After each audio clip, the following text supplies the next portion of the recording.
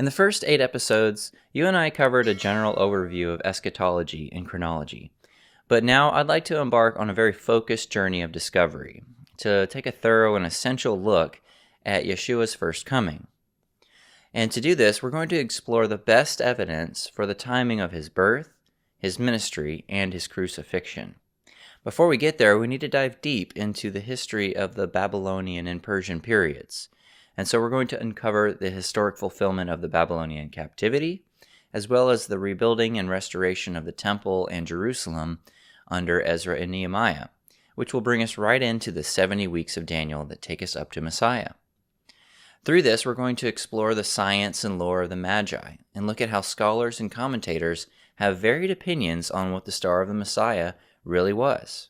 We're going to take a deep investigation into the first century Roman context, and that will shed light on the concept of what's called the abomination of desolation, and tell us more about the destruction of Jerusalem and its prophetic fulfillment in 70 CE, so we can see how this fits in with other prophecies that we get in Scripture. But we're going to begin this next leg of the journey in Babylon. Let's go.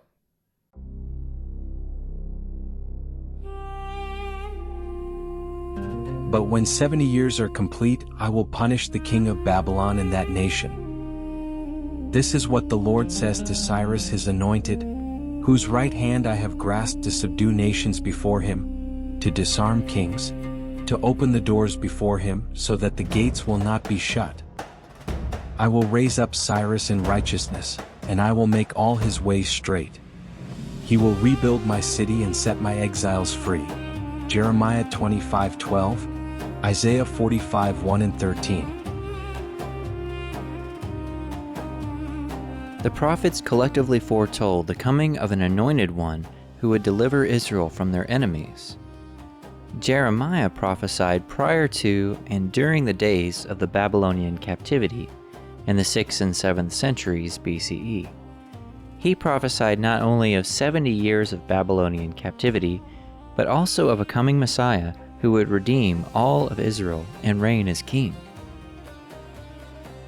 Behold, the days are coming, declares the Lord, when I will raise up for David a righteous branch, and he will reign wisely as king and will administer justice and righteousness in the land.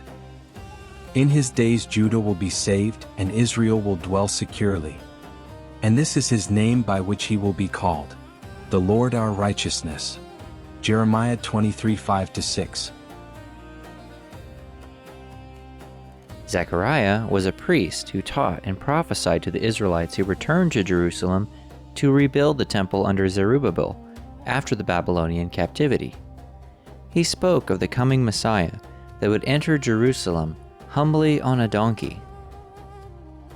Rejoice greatly, O daughter of Zion. Shout in triumph, O daughter of Jerusalem. See, your king comes to you, righteous and victorious, humble and riding on a donkey, on a colt, the foal of a donkey. Zechariah 9:9.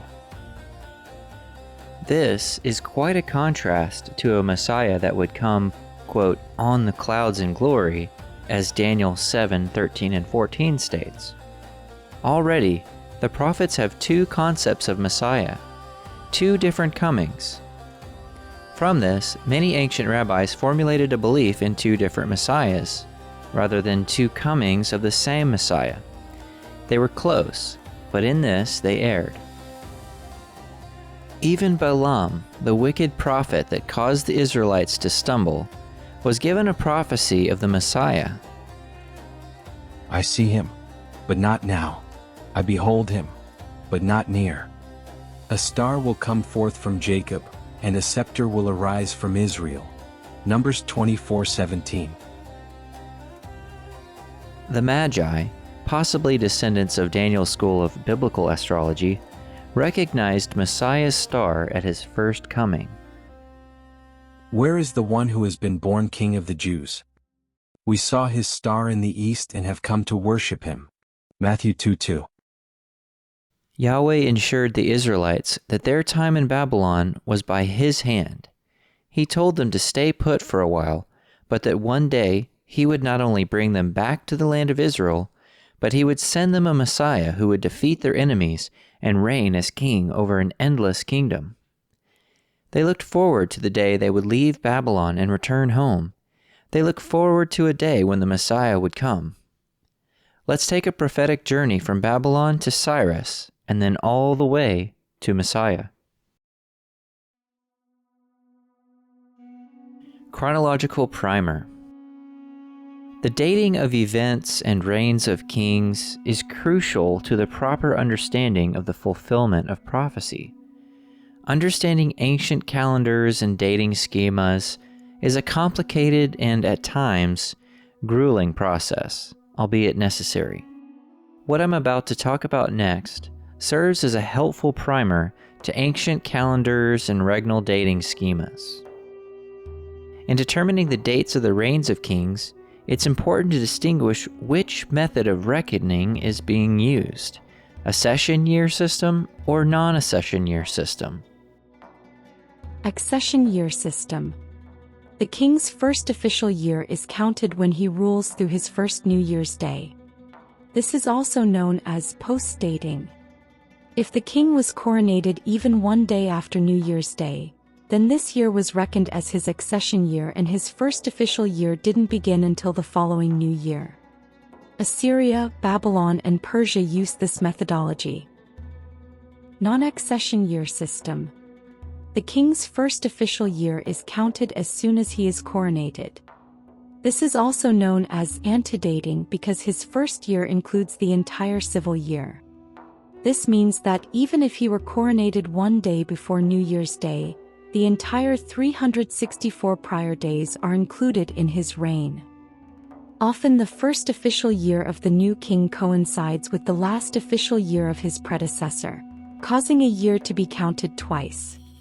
This would occur if a king died partway through a year and was immediately followed by his successor. Egypt, Greece, and Rome used this method. Because the first year of a king is determined in relation to the new year, it is important to know when the new year began according to each kingdom's ancient civil calendar. It is also vital to recognize that various calendars have been in use over the course of the many cultures of the ancient world. Some cultures used primarily a lunar calendar, whilst others used a solar calendar. At times, both types of calendars may have been used for separate purposes. Dating schemas even change with the same culture over time, and each culture may employ more than one type of calendar, i.e. a civil, religious, agricultural, or several other different types of calendars.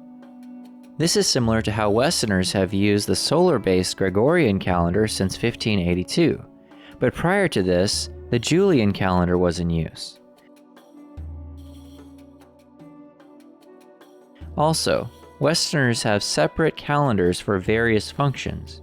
For example, we have a civil calendar that begins the new year on January 1st, but we also have a school calendar that begins the school year in late August.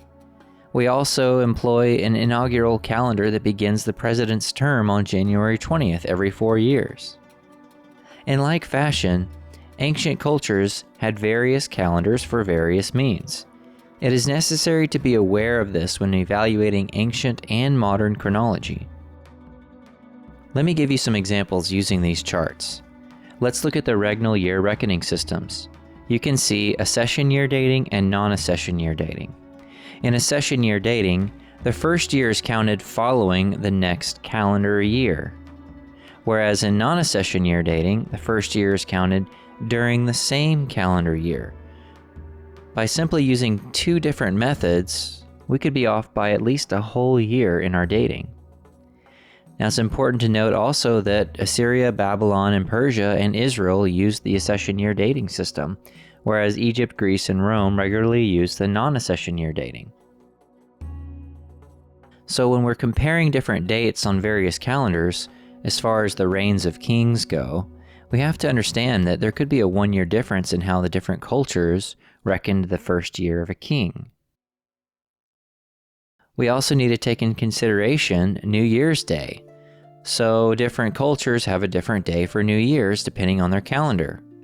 For example, the Egyptian calendar has the New Year on Thoth 1, which is the equivalent of December in our modern calendar. Now, this is only for a certain period of history, around 460 BCE. It wasn't always like this for the Egyptians. The Babylonians count the new year on Nisanu 1, and so do the Persians. Now, this happens at the same time because it's based on the same type of calendar. This is the same for the Hebrew sacred year, which begins on Nisan 1 in March or April. This is based upon the vernal equinox and the new moon. The Hebrew civic calendar, however, is different, as it counts the new year on Tishri 1, which is around September or October. You see, the Hebrew calendar has a different new year for either a sacred reckoning or a civic reckoning, depending upon its usage. If you look at the next chart showing months of the year per each calendar, I've compared the Egyptian, Babylonian, Persian, and Hebrew calendars.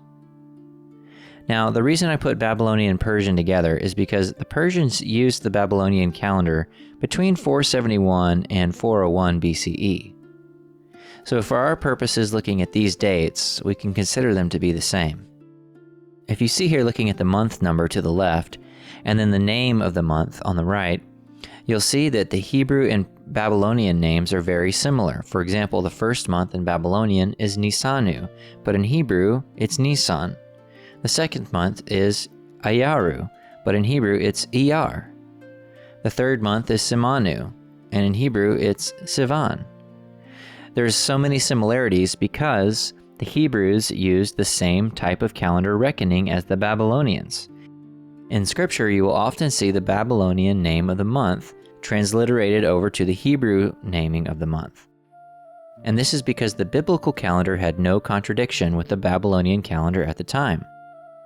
So it was easy for them to simply use the same name of the Babylonian months because they were reckoning the calendar the same way. It's also important to take note of the Egyptian names of the months because these will come up sometimes in the historical references that we'll use to help us determine certain dates of certain events.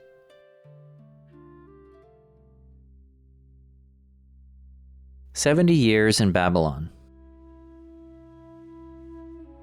The most chronologically detailed prophecy of Messiah's first coming is found in Daniel chapter 9. And here, Daniel is given a prophecy of 70 weeks of years, totaling 490 years, between the decree to restore Jerusalem and the presentation and completion of Messiah's ministry. The weeks should be understood with a day for a year principle. This means each week represents 7 years, or a Sabbath of years. It is upon this principle that the Shemitah, or sabbatical year, is founded. The day for a year principle. This principle recognizes that sometimes Scripture gives days representing actual years, rather than 24-hour periods. This is explicitly given in Ezekiel 4, verse 5 and 9, as well as Numbers 14, 33-34. It is also implicitly used in Daniel 9:24, wherein weeks of years are employed. Key to this prophecy is finding the correct start date from which to count 490 years. Daniel chapter 9 begins with Daniel studying the sacred books to understand the 70 years of Babylonian desolation prophesied by Jeremiah. Understanding Jeremiah's prophecy will help us to understand the context of Daniel's 70 weeks. The Babylonian exile took place from 605 to 536 BCE. There is quite a bit of obscurity and debate surrounding when these 70 years took place. Therefore, it's important that I demonstrate how I arrived at those years. Beginning of the 70 years in 605 BCE. Jeremiah specified that the land of Israel would remain desolate and the Israelites would serve under Babylon for 70 years. This period would last from the time the Israelites were deported to Babylon until the time the Babylonians were defeated and they no longer served under them, but were released by Cyrus the Persian king. Moreover, I will banish from them the sounds of joy and gladness, the voices of the bride and bridegroom, the sound of the millstones and the light of the lamp. And this whole land will become a desolate wasteland, and these nations will serve the king of Babylon for 70 years. But when 70 years are complete, I will punish the king of Babylon and that nation, the land of the Chaldeans, for their guilt, declares the Lord, and I will make it an everlasting desolation. Jeremiah 25:10-12. The beginning of the 70 years of desolation is marked by the Babylonian king Nebuchadnezzar defeating the kingdom of Judah and causing them to become his servants, in Jeremiah 25:8-11 and 2 Kings 24:1. Nebuchadnezzar marched out with his army in the 3rd year of Jehoiakim, intending to besiege Jerusalem. Judah was a vassal state of Egypt, and therefore Nebuchadnezzar first needed to defeat the Egyptians. He defeated Pharaoh Necho at Carchemish in 605 BCE, which was the 4th year of Jehoiakim. The capture of Jerusalem occurred just after the defeat of the Egyptians in the same 4th year of Jehoiakim, the very year Jeremiah stated that the judgment was to begin in Jeremiah 25:1-11. This year was also the 1st year of Nebuchadnezzar. Therefore, the deportation began and the start of the 70 years occurred in 605 BCE. The destruction of the temple in 587 BCE. After Jehoiakim's reign, his son Jehoiachin became king for 3 months. He rebelled against Nebuchadnezzar, and once again Jerusalem was besieged in Nebuchadnezzar's 8th year, according to 2 Kings 24:12. This corresponds to 598 BCE. Nebuchadnezzar made Zedekiah king, and he also rebelled. He once again besieged the city beginning in Zedekiah's 9th year and breached the city by the 11th. They gouged out Zedekiah's eyes, put him in shackles, and carried him away to Babylon. They burned down the temple and all of the significant buildings on the 7th of Av of the 19th year of Nebuchadnezzar, corresponding to 587 BCE. Roger Young covers the dating of the destruction of the First Temple thoroughly in his 2004 paper published in the Journal of the Evangelical Theological Society. This paper is titled, "When Did Jerusalem Fall?" End of the 70 years in 536 BCE. The end of the 70 years of desolation is marked by the defeat and enslavement of the Babylonians.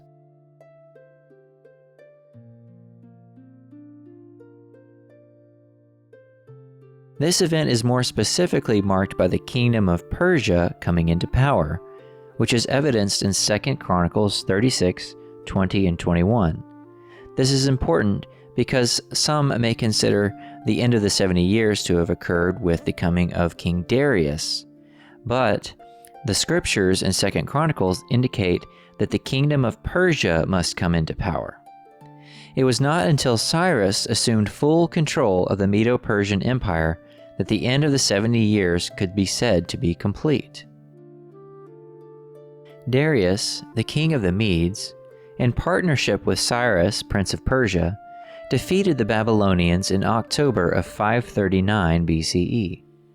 Because both the Babylonians and Jews used accession year dating, it was not until 538 that Darius would have counted his first year as king of the Chaldeans. It was during this year, the first year of Darius' reign over the Chaldeans, that Daniel first understood the 70 years in Babylon as spoken of by Jeremiah, and this is found in Daniel 9, 1 and 2.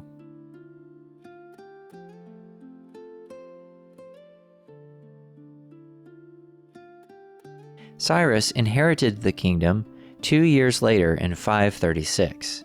Thus, the first year of Cyrus and the Persian kingdom coming into power, marking the end of the 70 years, was in 536 BCE. Yahweh had promised through Jeremiah that at the completion of the 70 years, he would attend to Judah and confirm his promise to restore them to Jerusalem. The fulfillment of this promise was said to have occurred in the first year of Cyrus, king of Persia, when he issued a decree to allow the Jews to return to Jerusalem and rebuild the temple. This is found in 2 Chronicles 36, 20-23 and Ezra 1:1.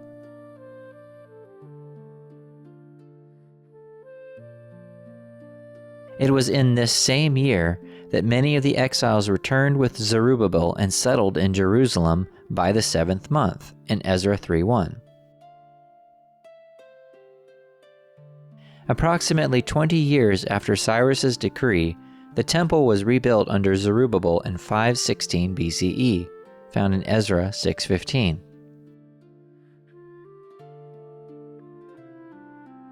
Counting inclusively from 605 BCE to 536 BCE is a total of 70 years. Who was Darius the Mede? Substantial debate exists as to the identity of Darius the Mede, and this is one of the reasons that determining the exact timing of the 70 years of Babylonian exile is met with controversy. I'm going to elaborate on Darius's identity and help explain how I arrived at Cyrus's first year. Darius is the son of Ahasuerus, aka Xerxes, of the seed of the Medes, known by secular historians as Cyrus II, the son of Astyages. Since the death of his father Astyages, Darius had reigned over Media as king for many years. Darius was king of the Medes, son of Astyages. His nephew Cyrus II, which was Cyrus the Great, was prince of the Persians, and son of the Persian Cambyses I, who was the vassal king of Persia under Astyages, Cyrus's maternal grandfather and Darius's father. Cyrus was Darius's co-regent and was the commander of the Medo-Persian army. Therefore, Darius the Mede was king of Media, and Cyrus II was prince of Persia. Together, Darius and Cyrus II defeated Belshazzar and took Babylon in the month of Tashritu, which is Tishri in the Hebrew calendar, or roughly October in the Gregorian calendar. So, they took Babylon in the month of Tishri of 539 BCE, when Darius was said to be 62 years old, according to Daniel 5:31. Darius's first regnal year, per the Jewish accession year reckoning, did not begin until Tishri of 538. The Persian regnal year would have been spring of 538, so in either case, it would not have been reckoned until 538 BCE. Darius had been king of Media for some time, but now that he had conquered the Chaldeans of Babylon, he began the first year of his Chaldean reign. A short time after the battle, Darius gave Cyrus his daughter's hand in marriage, and the whole kingdom of Media as dowry. Even though the Babylonians were conquered in 539, and Darius began the first year of his reign in 538, this was not the demarcation of the end of the 70 years. We can be sure of this because Daniel records that Jerusalem was still considered to be desolate in the first year of Darius the Mede. This is made apparent because Daniel says that he understood from the sacred books that desolation of Jerusalem would last 70 years, and he came to this understanding in the first year of Darius the Mede, son of Xerxes. Then, later in the chapter as he is praying to Yahweh, Daniel petitions him to see the desolation that Jerusalem is currently enduring. This means that the 70 years of desolation had not yet come to an end by 538 BCE. Daniel was entreating Yahweh to look upon them with mercy and fulfill his word to restore Jerusalem.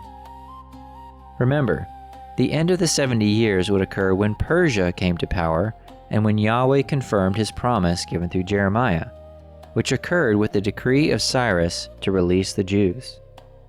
Cyrus's dynasty and first year as king would not begin until he inherited the kingdom from Darius. Darius and Cyrus co-ruled together until Darius's death, recorded in Daniel 6:28. We can gather from both Xenophon and Ptolemy that they ruled together for a total of 2 years until Darius's death. Ptolemy's canon dated kings according to the Egyptian calendar in its new year. Cyrus the Great's reign is recorded to have been from the 5th of January 538 to the 2nd of January 529, totaling 9 years. But the first 2 years can be recognized as a co-regency with the Median king, Darius the Mede, which is based upon Xenophon's chronology. Xenophon's chronology affords Cyrus a total of 7 years of reign, which correlates with Ptolemy's 9 years, because Xenophon does not include the first 2 years that Cyrus ruled as co-regent under Darius. Stephen Anderson has published extensive work on this topic. In his 2014 PhD dissertation work, he comments on the 2-year reign of Darius following the fall of Babylon. It is significant that, given Xenophon's presentation of Cyrus as beginning to reign immediately after the conquest of Babylon, his chronology implies that Cyrus did not begin to reign until approximately 2 years after the fall of Babylon. It has already been noted that Xenophon gives a 7-year reign for Cyrus. Various other sources place the fall of Babylon in 539 BC and the death of Cyrus in 530 after a 9-year reign. Since Xenophon is relying on historical sources that recognize the reign of Cyaxares before that of Cyrus, it appears that his figures for the reign of Cyrus are 2 years shorter than the others because his sources included a 2-year reign of Cyaxares following the fall of Babylon. Such a brief reign would fit perfectly with Daniel's presentation of Darius the Mede reigning briefly before the accession of Cyrus. Stephen Anderson, Darius the Mede, a reappraisal. It is important to know that Xenophon's Cyropaedia is the historical account which agrees with and harmonizes the biblical account. Herodotus and Ctesias do not recognize Darius the Mede, and also assert that the Persians rebelled against Astyages, the Median king, in 539, rather than merging peacefully with them around 537 BCE, as Xenophon and Josephus assert. Darius then reigned for 2 years, from 538 to 537, dying in approximately late 537 BCE. Cyrus then assumed full reign of the Medo-Persian Empire, with his first Jewish regnal year beginning on Tishri 1 of 536 BCE. Again, counting inclusively from 605 to 536 BCE, totals 70 years of Babylonian exile. The Persian Empire is also known as the Achaemenid dynasty, founded by Cyrus the Great in 536 BCE, after he assumed control of the Median Empire. This began the prophetic fulfillment of the Medo-Persian Empire, which is the chest and arms of silver, as well as the bear and the ram, found in Daniel 2:32 and chapter 8, verse 20. We will discuss this symbolism in detail in a later time. With this information, we can begin to put together the chronology of the Exodus from Babylon and the reconstruction attempts made in Jerusalem under Zerubbabel, Haggai, Zechariah, Ezra, and Nehemiah. The Exodus from Babylon set the stage to reconstruct the temple in Jerusalem and begin the era of Second Temple Judaism, the time in which Yeshua was born. The following chart will help you to understand when important prophetic events occurred and who was involved during these times. You can often refer back to this chart as we discuss the historical details going forward. This will be very helpful when we begin to study the 70 weeks of Daniel, which lead up to the Messiah. In this chart, you can see Darius the Mede, or Cyaxares II, at the top in the year 538, followed by Cyrus the Great, beginning his reign in 536. During the same year is the first decree to rebuild the temple. In 535, Zerubbabel assumes governorship and builds the altar in the 7th month of the first year. In 534, they begin the temple construction in the 2nd month of the 2nd year after arrival. The temple construction was halted under Zerubbabel during Cyrus's reign, and it was halted for 14 years. The second decree given allows for temple construction to resume under Zerubbabel once again, on the 24th day of the 6th month in the 2nd year of Darius, after the 14-year halt. This was in 520. The second temple was built on the 3rd of Adar in 516, which is the 6th year of Darius. There were attempts at reconstructing the city, but they were largely unsuccessful. After Darius the Great, you have Xerxes I in 486. This is when the story of Esther takes place. Esther becomes queen in the 7th year of Xerxes in 480 BCE. After Xerxes, you have Artaxerxes Longimanus in 464. The construction of Jerusalem was officially halted according to Ezra 4, verses 8 through 22, sometime during his reign. It was in the 7th year of Artaxerxes in 457 BCE that the third decree went out. This decree supplied all that was needed for full construction and operation of the temple and for building Jerusalem, which included the walls and gates for the city. Ezra arrives in Jerusalem at this time. It was also at this time that permission was given for the magistrates to be resumed in Jerusalem, officially restoring it as a legal state. In 445, Hanani reports to Nehemiah in Kislev, and then in 444, Nehemiah's first journey to Jerusalem begins. This occurred in Nisan, and his intent was to build the city and its gates. The walls and gates were completed in Elul in 444, according to Nehemiah 6:15. The most important aspect of this chart is the third decree in 457. As we will see, this is the decree that sets off the 70 weeks of Daniel.